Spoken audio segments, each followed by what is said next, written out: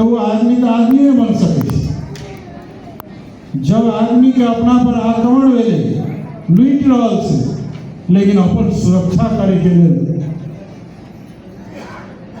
वंचित कराल, अस्त्र से वंचित कराल, तो वो समाज कहाँ पहुंचते?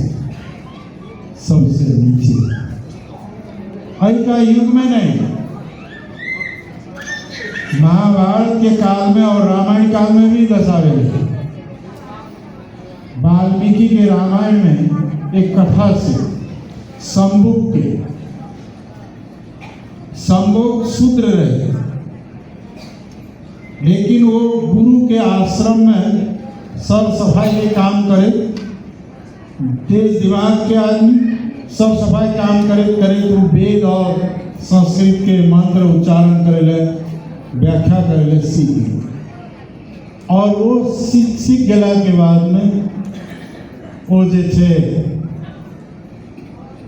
अन्य शूद्र के भी प्रवचन सुनावल, शिक्षा देवल,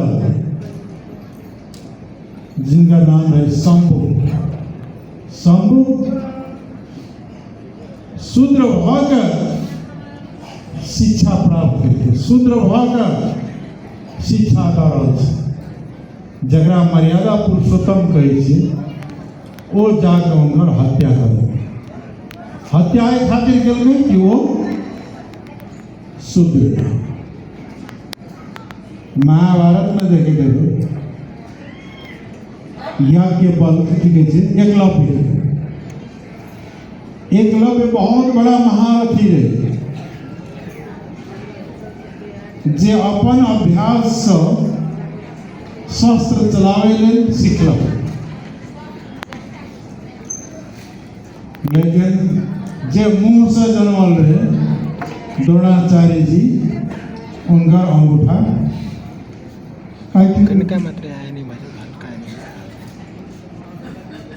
वे महाभारत में देखे गए कर्ण के सूत पुत्र कहकर वो एक बड़ा महारथी के बार बार अपमान कर, लेकिन फिर भी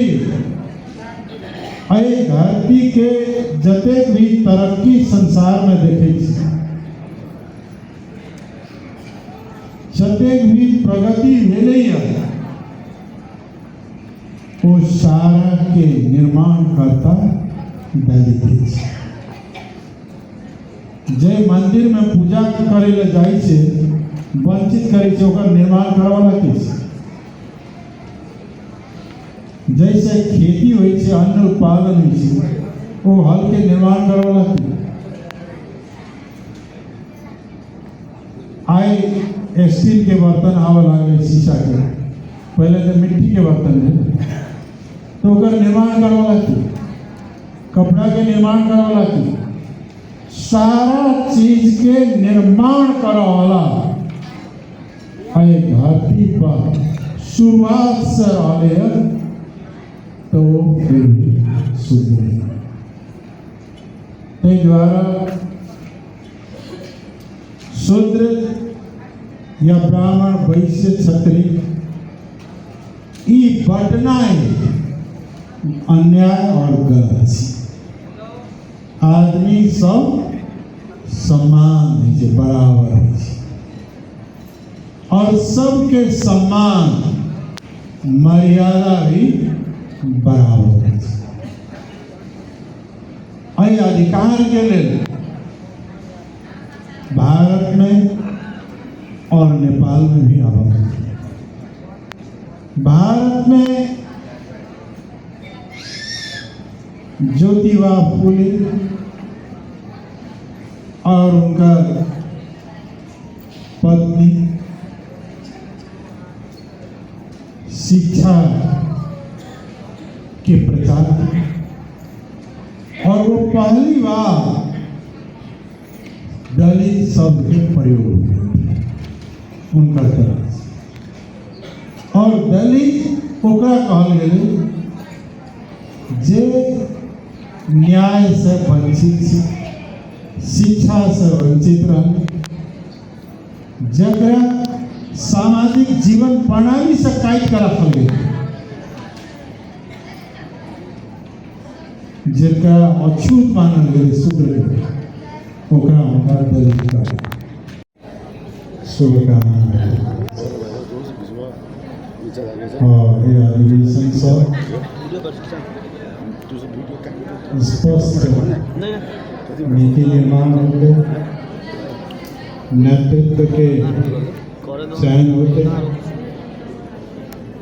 और दलित के अधिकार के लिए, पहचान के लिए, सम्मान के लिए और न्याय के प्राप्ति के लिए कार्य करे में सक्षम नेतृत्व के निर्माण हो, एक फिर पुनः शुभकामना देना चाहे और बहुत बहुत बधाई। दलित एक समय में सब मनुष्य, सब मानव बराबर, आई भी सब मानव हम सब बराबर ही माने, लेकिन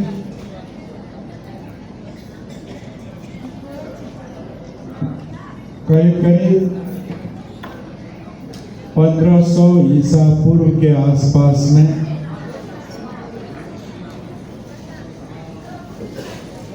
जब समाज के वर्गीकरण क्या लिया तो एक काल्पनिक तरीका से वर्गीकरण हो, एक मुंह से जन्म, मुंह से कोनो भी आदमी का छोड़ दी, कोनो भी जानवर, चारा, चुंगी, कीड़ा, कैसे जे मकोड़ा केकरो देखलिए मुंह से जन्म,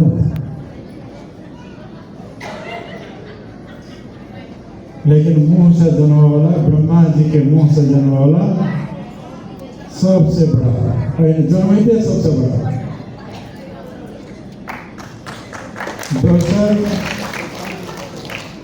जे बाहर से जाने वाला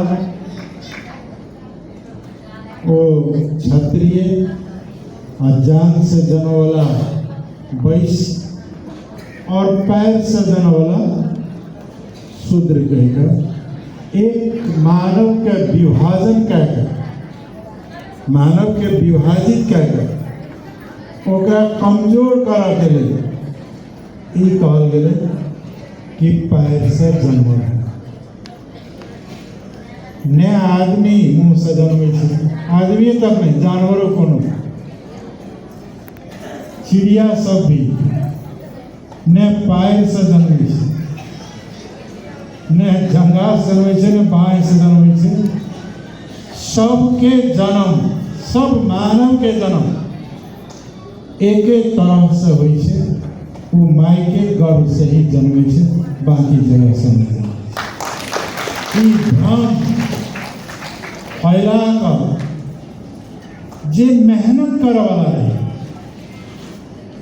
बहुसंख्यक या बहुजन समाज से जे मेहनत करे, खेती करे, पशुपालन करे, सर सफाई करे, उत्पादन करे, श्रम करे वाला समुदाय है, जबरदस्ती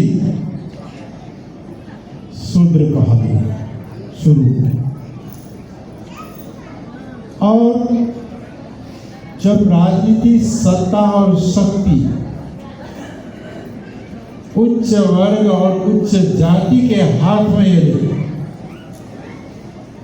इतिहास में हम सब पढ़े कि शूद्र के सबसे पहले शिक्षा के अधिकार से वंचित कर, संपत्ति के अधिकार से वंचित कर,